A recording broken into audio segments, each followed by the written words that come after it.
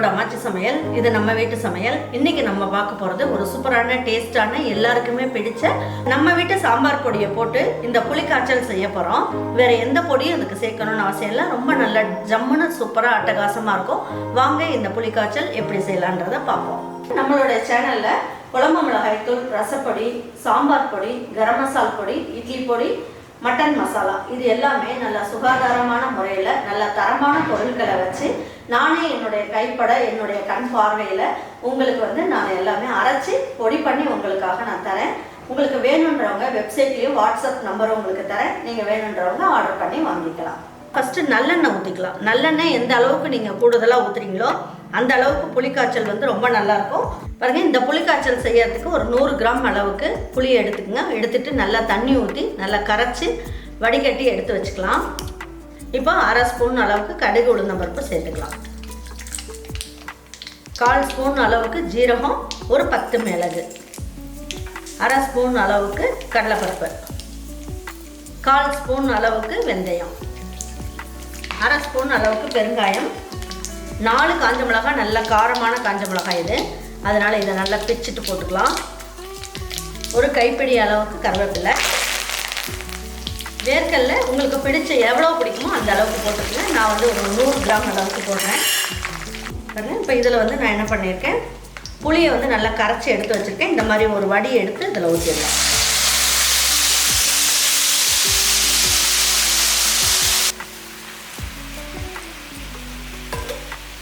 கொஞ்சமாக மஞ்சள் தூள் போட்டுக்கலாம், ஒரு சிட்டிகை அளவுக்கு. பூண்டு வேணுன்றவங்க பூண்டு தட்டி போட்டுக்குங்க. நான் இன்றைக்கி பூண்டு வெங்காயம் எதுவும் போடலை. அப்படியே சிம்பிளாக நம்ம வச்சிடலாம். ரொம்ப நல்லாயிருக்கும். நம்ம இந்த அளவுக்கு உப்பு போட்டோம்னா தான் சரியாக இருக்கும். இந்த புளியோட பச்சை வாசம் போகட்டும். அந்த அளவுக்கு நல்லா கொதிக்கட்டும். ஒரு நிமிஷம் எல்லாம் நல்லா கொதி வரட்டும். கொதி வந்ததுக்கப்புறம் என்ன போடலாங்கிறத நான் சொல்கிறேன்.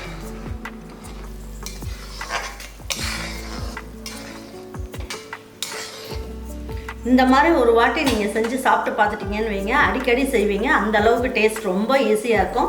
பாருங்கள், 1 ஸ்பூன் அளவுக்கு நம்ம வீட்டு சாம்பார் பொடி 1 ஸ்பூன் போட்டுக்கலாம். ஏன்னா இதில் மல்லி, மிளகாய், மிளகு, ஜீரகம், பெருங்காயம், மஞ்சள் தூள் எல்லாமே இருக்குது. அப்படிங்கிறதுனால இதை 1 ஸ்பூன் போட்டிங்கனாலே நல்ல வாசனையாக சூப்பராக இருக்கும்.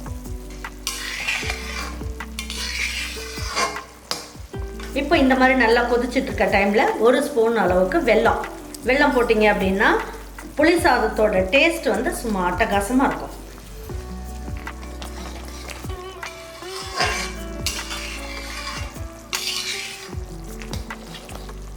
பாருங்க, இந்த புளிக்காய்ச்சல் செய்யும் போது மூடி வச்சு செய்யணும்னு அவசியம் கிடையாது. ஓப்பனில் வச்சு நீங்கள் செஞ்சுக்கலாம்.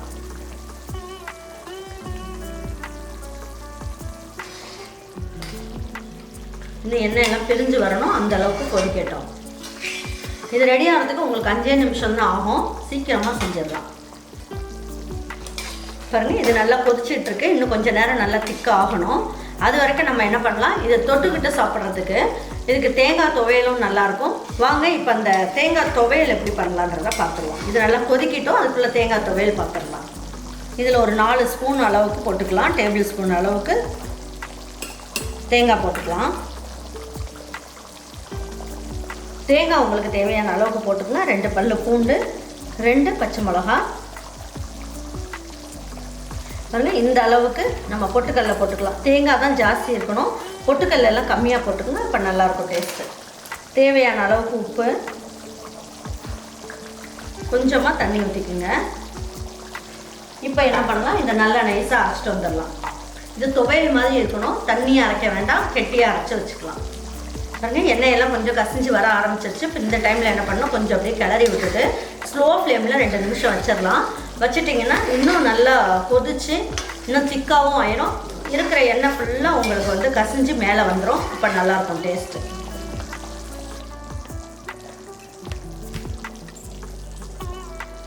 இப்போ என்ன பண்ணலாம், கொஞ்சமாக கருவேப்பிலையை அப்படியே போட்டுடலாம்.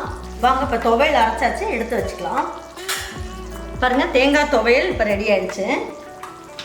பாருங்கள், இந்த அளவுக்கு நல்ல நரநரனும் இருக்கணும். அதுக்கப்புறம் பார்த்திங்கன்னா நல்லா தண்ணியும் இல்லாமல் இந்த அளவுக்கு கெட்டியாக இருக்கணும். இப்போ இதை ஒரு தட்டுக்கு எடுத்து மாற்றிக்கலாம்.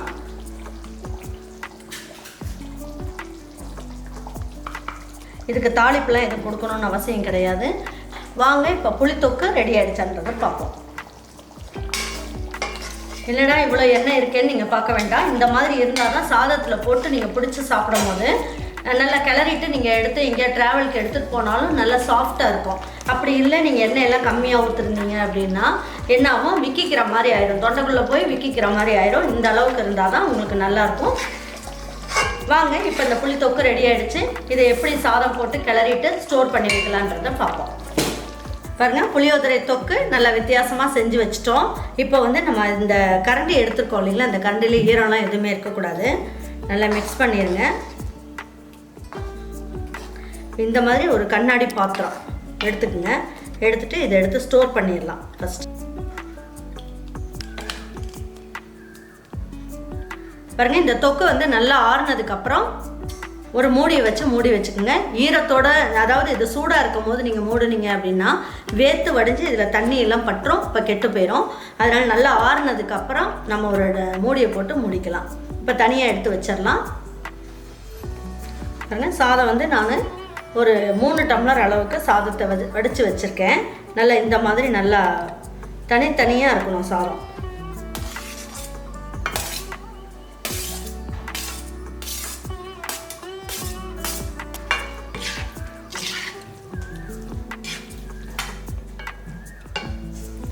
எல்லா சாதத்தையும் போட்டுடலாம். இதில் கரெக்டாக இருக்கும் நமக்கு. ஏன்னா புளிப்பு காரம் எல்லாமே இருக்குது அப்படிங்கிறதுனால இந்த அளவுக்கு சாதத்தை போட்டு நம்ம கிளறிடலாம்.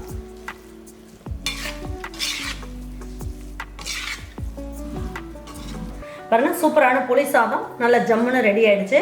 வாங்க இப்போ எடுத்து வச்சு பரிமாறிக்கலாம்.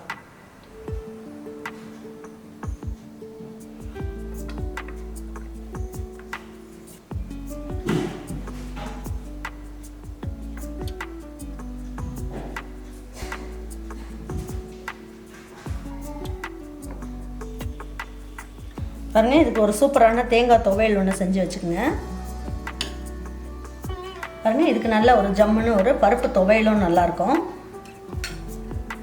புளியோதரையும் புளியோதரை மிக்ஸும் ரெடி பண்ணியாச்சு. அதுக்கு காம்பினேஷனாக பார்த்தீங்கன்னா நல்ல ஒரு தேங்காய் துவையலும் செஞ்சுருக்கோம். கண்டிப்பாக இதே மாதிரி ஒரு தேங்காய் துவையலும் புளி சாதமும் உங்கள் வீட்டில் இருக்கவங்க எல்லாத்துக்குமே செஞ்சு கொடுத்துட்டு அவங்களுக்கெல்லாம் பிடிச்சிருந்ததுன்னா லைக் பண்ணுங்கள், ஷேர் பண்ணுங்கள், சப்ஸ்கிரைப் பண்ணுங்கள், மறந்துடாமல் கமெண்ட்ஸ் பண்ணுங்கள். தேங்க்யூ ஃபார் வாட்சிங் ஈரோடு அம்மாச்சி சமையல். தேங்க்யூ.